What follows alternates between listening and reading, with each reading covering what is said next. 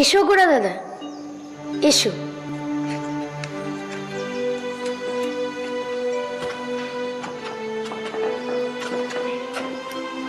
বাবা, পুজোর ডালাটা নিয়ে এলাম। বেশ তো, তোরা পুজোটা দে না। এই না। আমি দেব?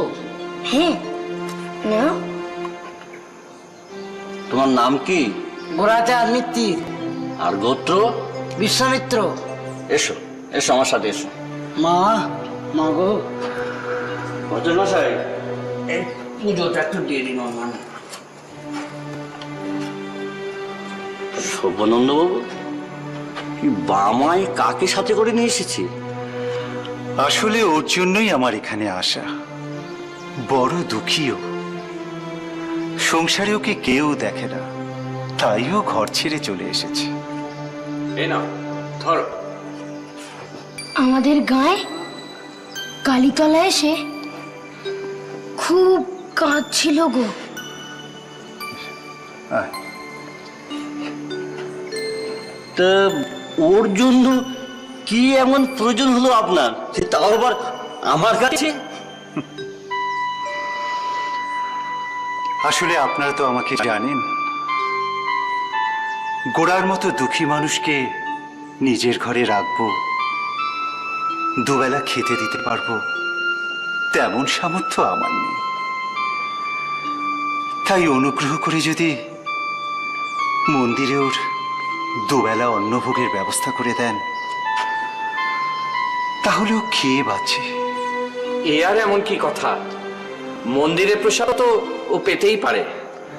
যা বোঝো না তা নিয়ে কথা বলো না ভট্টাচার্য, এটা তো সাধারণ ব্যাপার নয়।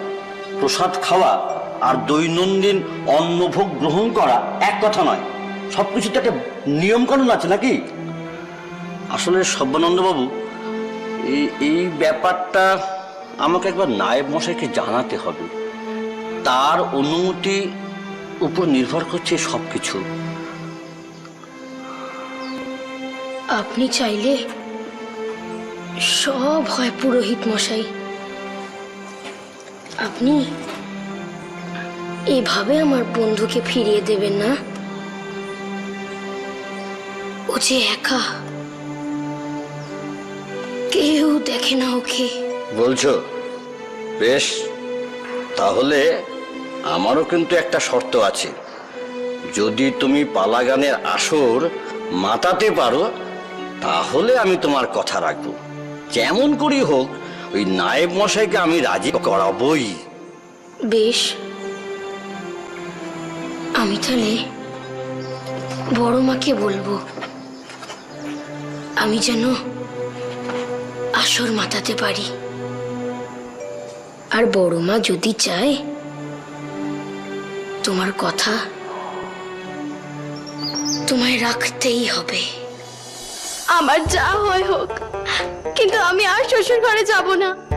তা যাবে কেন? তুমি এখান থেকে চলে গেলে যে গায়ের অনেক মানুষজনের অসুবিধে হয়ে যাবে, সেটা কি তুমি সহ্য করতে পারবে? বৌদি, এ তুমি কি বলছো বৌমা? আমি কিছু বলছি না মা, কিন্তু এই গায়ের মেয়ে বউরা পুকুর ঘাটে যা সব বলা বলি করছে, তা শুনে আমার তো নাইতে যাওয়াই দায় হয়ে উঠেছে। কি এত এত অপমান! তবু তুমি চুপ করে আছো ঠাকুর।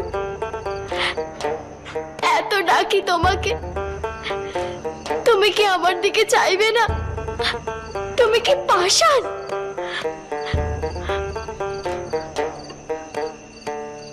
আর যদি সারাই না দাও, তাহলে মরণ দাও আমাকে। মরতে চাই আমি, মরতে চাই। আমি আর বাঁচতে চাই না, বাঁচতে চাই না। আমি আর বাঁচতে চাই না, বাঁচতে চাই না, বাঁচতে চাই না।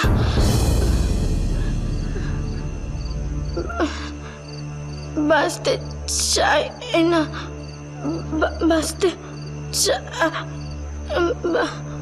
আসতে চাই না, আসতে আসতে আসতে চাই না।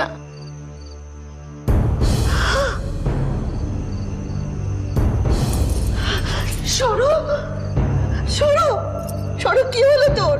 ও সর, তোর কি হলো?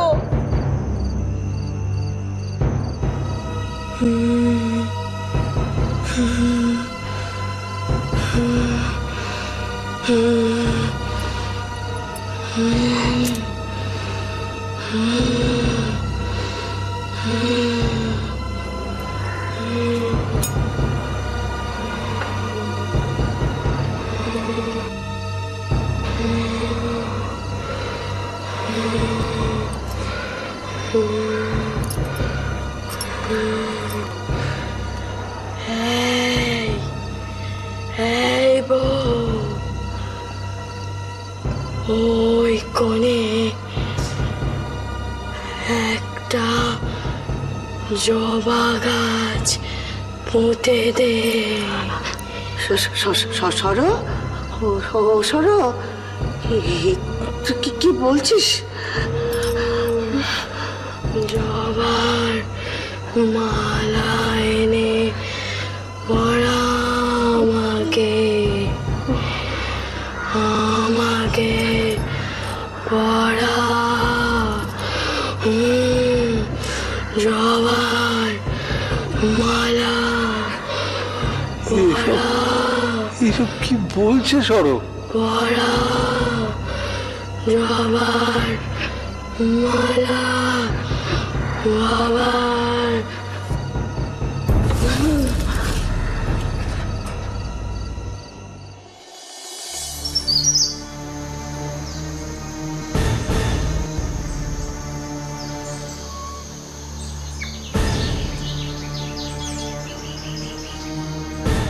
হতে ধরলো নাকি রে বাবা?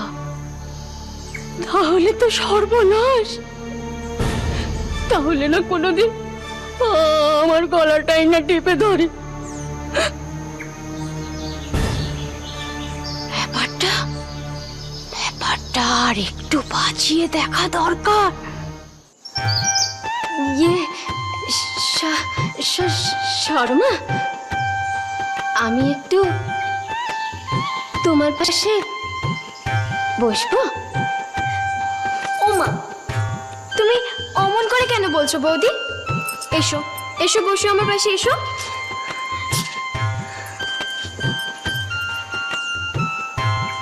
না, তোমার পাশে বসলে তুমি যদি আমায়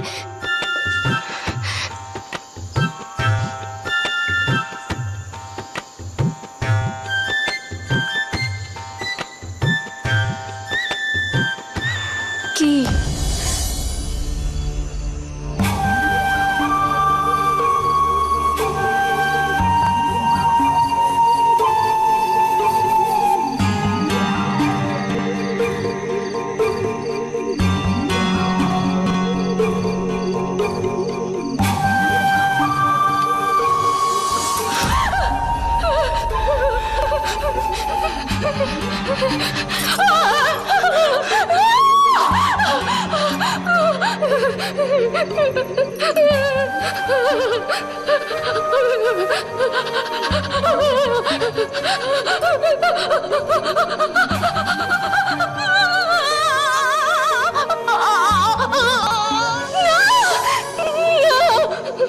কি হলো বৌদি? তুমি অমন করছো কেন? না, আমি বরং এখান থেকে তোমার সাথে কথা বলি। তোমার কি হয়েছে বৌদি? আচ্ছা বলো, বলো কি বলবে। আচ্ছা, তোমার যখন ওরকম হয়েছিল তখন কি তোমার মনে মনে কারোর ওপর খুব রাগ হচ্ছিল? মা মা কাউকে কাউকে গলা টিপে মারতে ইচ্ছে করছিল।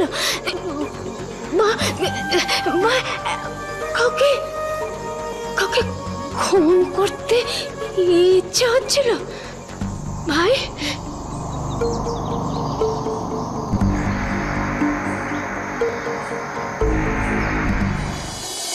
ভালো কথা। আচ্ছা, আপনি কি যেন বলেছিলেন? কে পালা গান গাইবে?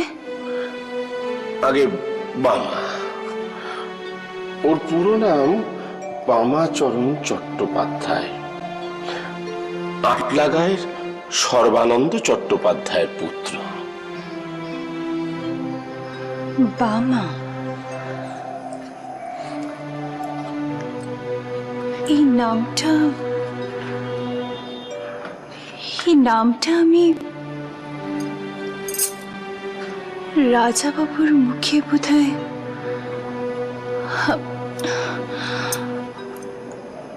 আচ্ছা মৈত্রমশাই, বামার বয়স কত হবে? নিতান্তই বাচ্চা ছেলে।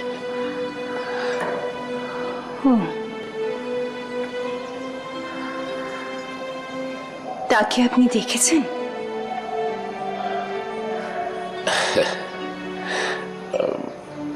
আগে হ্যাঁ। আচ্ছা মৈত্রমশাই, বামা বলে যে ছেলেটি, সে কি অলৌকিক ক্ষমতার অধিকারী? হ্যাঁ রানীমা, অনেকেই সে কথা বিশ্বাস করেন, যদিও আমি তাকে দেখেছি। মানে দুর্গাদাস বাবু একবার তাকে আমার কাছে নিয়ে এসেছিলেন। তবে বামার সঙ্গে আমার প্রথম সাক্ষাৎ তার অনেক দিন আগে হঠাৎ করেই হয়ে গিয়েছিল।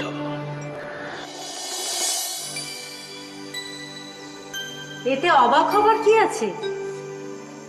কত গণ্যমান্য মানুষের সামনে গান গাইবে আজ আমার বামা। স্বয়ং রানীমা উপস্থিত থাকবেন। আজ একটু পরিষ্কার জামা কাপড় না পরলে চলে? দেখো তো কেমন দেখাচ্ছে বামাকে। চমৎকার লাগছে, ঠিক যেন রূপকথার রাজপুত্রের মতো।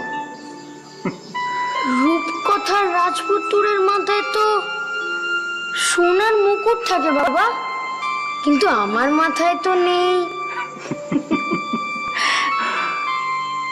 তোর মাথায় যা আছে তা খালি চোখে দেখা যায় না রে বাবা।